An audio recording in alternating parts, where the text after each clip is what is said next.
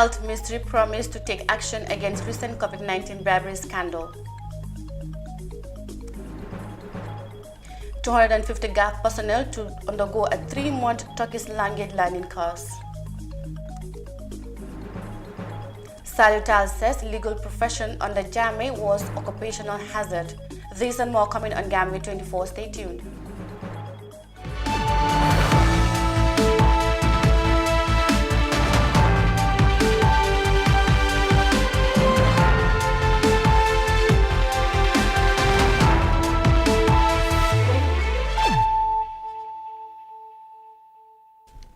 Good evening, you're watching Gambia 24 News with me, Mariama Cham, and thanks for joining us. The Ministry of Health, in a press release on Tuesday, says the video documentary published by Mulligan on COVID-19 outbreak bribery by some health workers is considered with utmost care.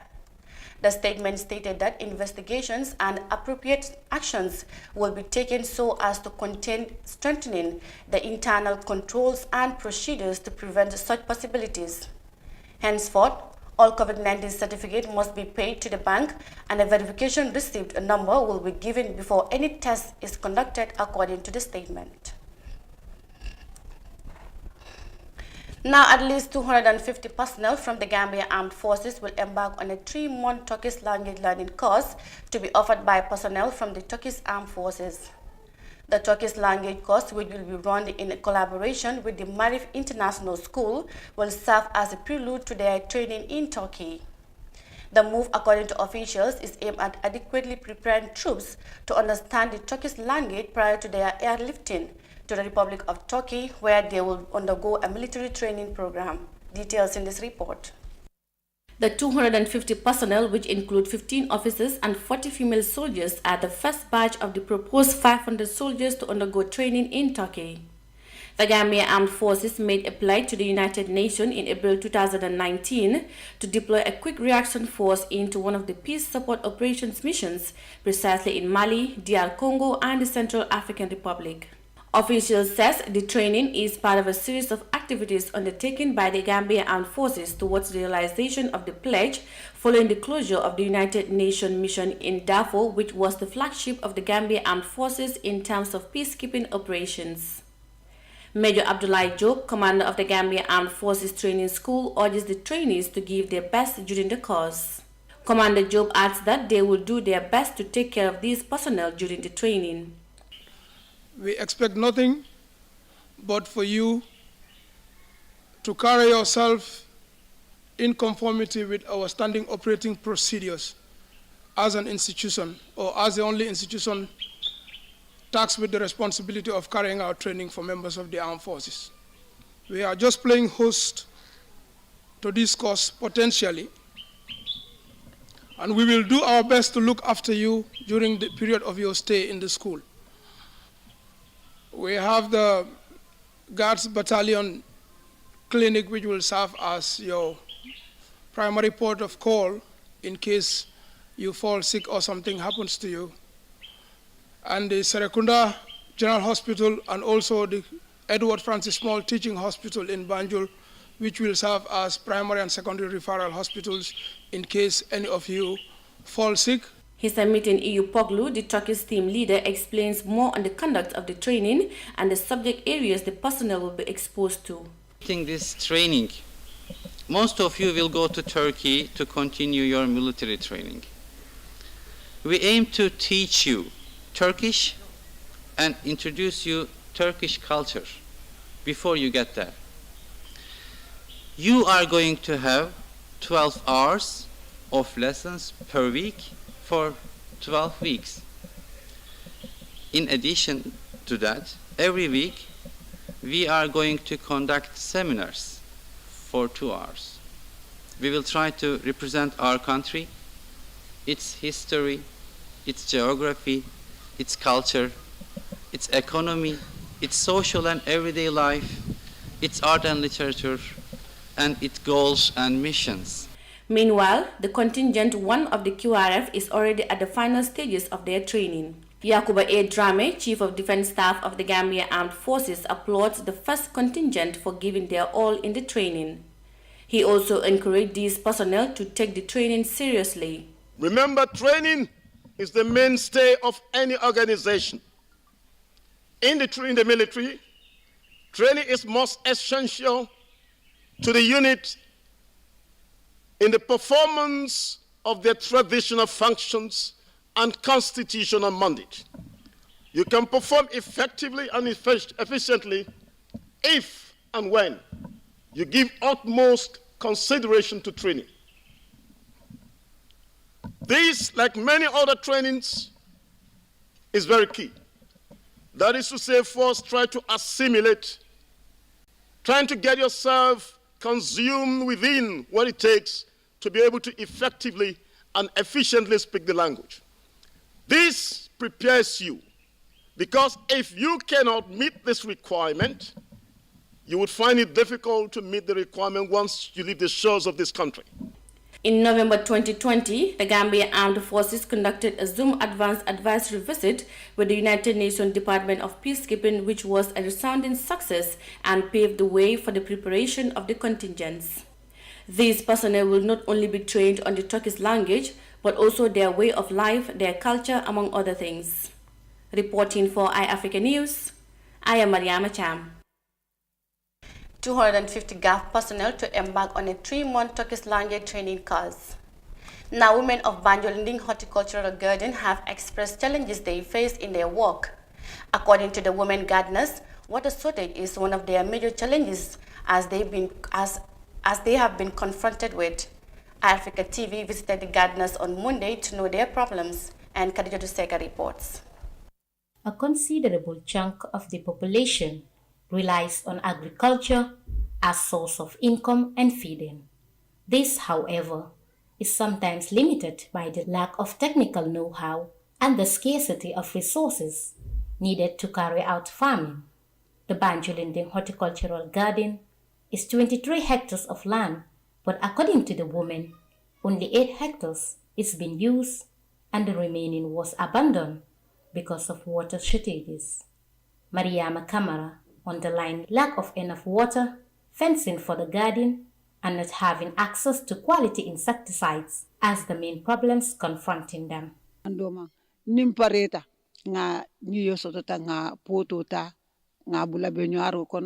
Our problem is water shortage and fencing.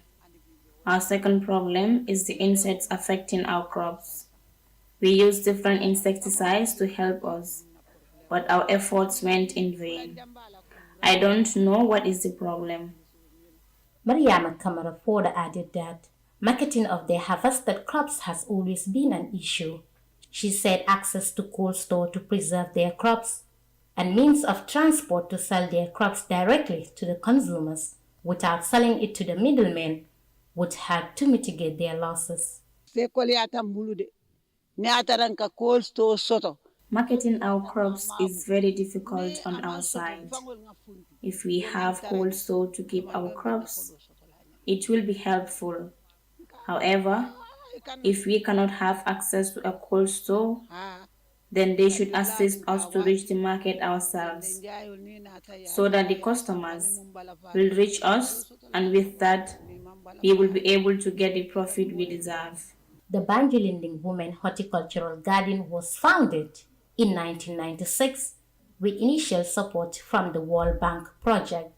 After the phasing out of the World Bank support to the project, the then government of the Gambia, in collaboration with the Taiwanese, continued to support the project until late 2013. The women gardeners called on the government and relevant NGOs to come to their aid in tackling the challenges they face daily. Khadija Seka, iAfrica News. Banjul women gardeners, they are facing challenges including water shortage. We will now go with a quick break and be right back with the rest of the news. Stay with us. They say we slept in one world and woke up in another. This global tragedy got humans together despite our social distancing. Our nature is taking a break.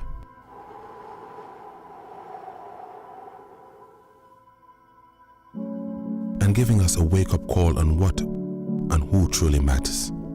Look around you. Hold on. Breathe. Count your blessings. Take time for self-renewal, for a better start tomorrow. Soon, life will be back.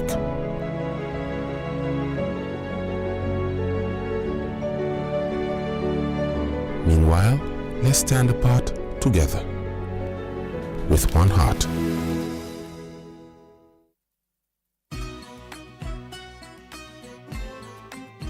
Star GSM Electronics.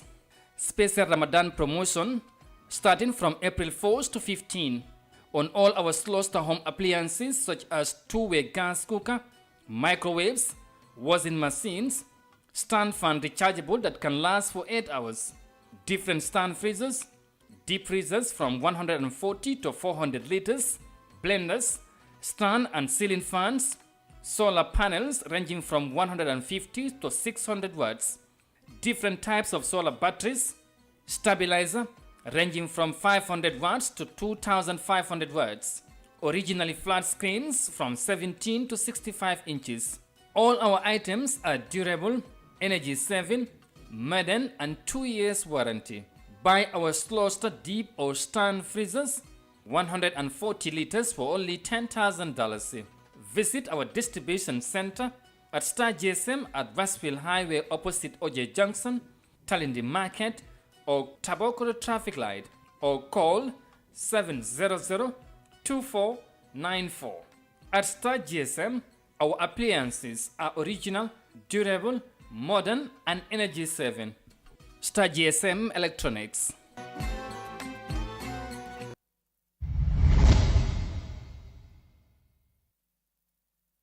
Welcome back, and still on Gambia 24. Saliu Tal, a seasoned legal practitioner and president of the Gambia Bar Association, says the legal profession under former President Yahya Jammeh was occupational hazard. Lawyer Tal made the remarks on his appearance before the Truth Commission on Tuesday to explain how the legal system was used by Jammeh regime to instill fear and violate the rights of citizens. Binta Fati reports. Delivering his testimony before the commission, Saliu Tal described the legal atmosphere in the Gambia under Jammeh as hazardous. That the practice of law in the Gambia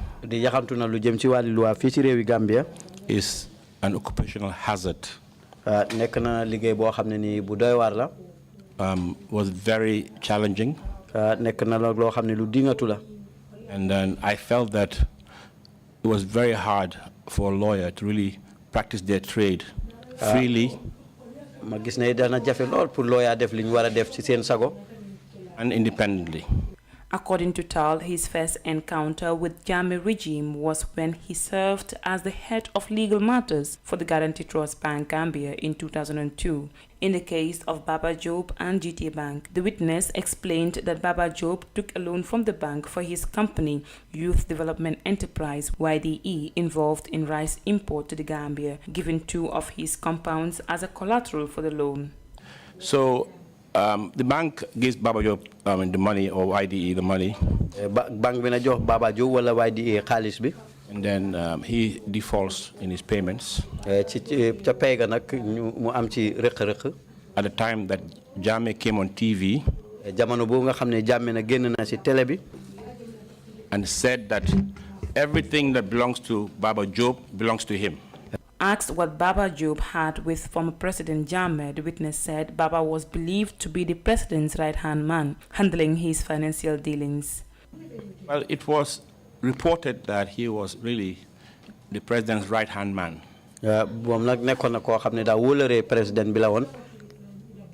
And he exercised a great deal of power.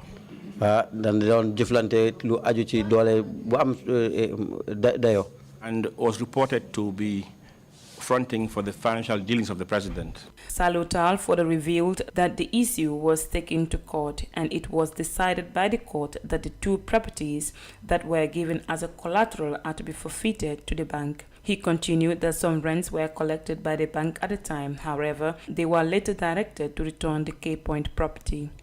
Afternoon, I think it was Friday. We received a letter From the Office of the President. jóge ko ci office président bi. Signed by a permanent secretary at the time. Signé ko nag di permanent secretary jamono boobu. Whose name I can write down if you wish. koo xam ne nag turam mun naa ko bind ci kayit jox la ko. Directing the bank. di jox nag ndigal banque bi. To return one of the properties. mu delloo nag benn ci kër yooyu. That is the one in Cape Point. mooy benn bi nekk Cape Point. Stating in the letter. di wéral nag ci lettre boobu ne. that property belongs to the president. ne kër googu na président bi moo ko moom. And that we should desist. ne tamit dañ war a bàyyi. In any way or form. lépp loo xam ne mu ngi jëm ci mbir moomu. Interfering with the property. The head of Gambia Bar Association said the bank acted on the judgment given by the High Court and took possession of the properties. Asked the name on the properties, the witness said he could not recall the name of the individual, but it wasn't Baba Job. He, however, confirmed that the said person whose name was on the document also signed the mortgage. Tal added that at the time, the bank was receiving rents from some tenants but were ordered to return the money collected in cash by the NIA. The witness also explained that some senior administrative officers were arrested with regards to the issue. Binta Fati reporting for Africa TV News. Now, 7 April every year is commemorated as World Health Day globally. The theme for this year's celebration is Together We Can Reach a Fairer and Healthier World. According to the World Health Celebrations spokesperson, Dr. Margaret Harris urged countries to put in place policies and resources for the vulnerable groups battling with COVID-19. The celebration of the World Health Day is aimed at creating awareness of a specific health theme to highlight a priority area of concern for the World Health Organization. The COVID-19 pandemic has caused many impacts on the health sector and has pushed more people into poverty and food insecurity, amplified gender, social and health inequities. For this year's World Health Day, the United Nations has urged countries to build a fairer, healthier world posed by COVID-19 pandemic. WHO spokesperson Dr. Margaret Harris called for strategic policies to put in place to help vulnerable groups around the world. So as we prepare to build back after the pandemic, this is the most critical part of our work. We need to put in place policies and allocate resources so that genuinely the most vulnerable groups can see their condition improve faster, so that marginalized groups and individuals can enjoy the same level of health and well-being as other groups in our societies, and no one is left behind. Dr. Harris said the virus has really exposed the stark inequities in access to coverage of health services and groups who already face discrimination, poverty, and exclusion during the pandemic. WHO spokesperson added that in order to address this issue, more effort needs to be done. COVID-19 has shown us that this is critical for the health of all. It means improving living conditions for all, that tackles poverty and health inequities, supports the necessary investments in health and well-being to build sustainable societies and strong economies, promotes a more equitable sharing of resources, ensures food security and nutrition, and finally turns the tide on climate change as well. There is so much work to do. As this year's commemoration finds the world battling with COVID-19 pandemic, Dr. Margaret Harris says vaccines will be distributed to countries that have not received the supply yet. Currently, not everyone has access to vaccines, and there are groups in society who are excluded. In many countries, for instance, pregnant women are not offered the vaccine, or children under 18. There are large numbers of, or people who are immunosuppressed. There are many people who may not be able to get it. And then, of course, there's the lack of access to vaccines in many countries. We're still waiting on adequate supplies to provide the vaccines to all the countries that need them. In 1984, the first World Health Assembly called for the creation of a World Health Day. Since then, the day has been celebrated on the 7th April of each year. The initiative is taken by the World Health Organization to raise awareness about the overall health and well-being of people across the world.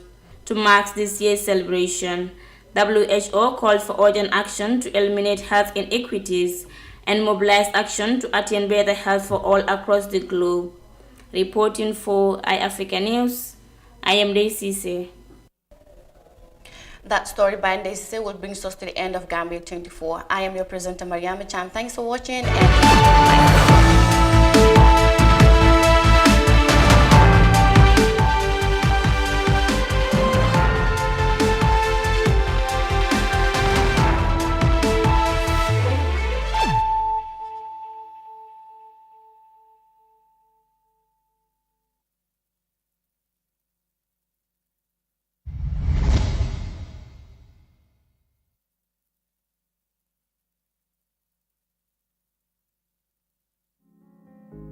The pride we take in our brand, the work we put into constantly change the landscape and elevate real estate in the Gambia, it's compared to none. From inception, our goal was to add value to the beautiful Gambian landscape. That's why we are proud innovators of community estates. Kololi Sands is an exceptional piece of work, tailored for ultimate convenience and luxury, to bring you an element of finesse that is rare but unique in its own. This is also our pride and joy, and we welcome you